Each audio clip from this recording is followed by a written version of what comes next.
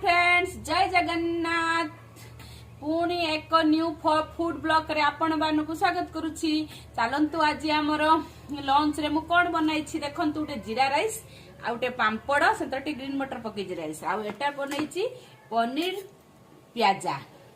बे चलंतु मु खाई कहूची केन को लागुची ते पनीर प्याजा नउची उटे जीरा राइस पांपड़ पनीर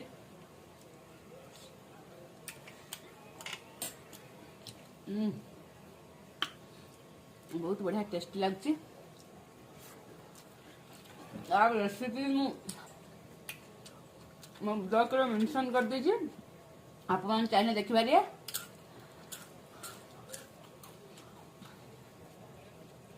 आपण मानको यदि मोर खाइबा ब्लॉग भल लगुथ प्लीज मो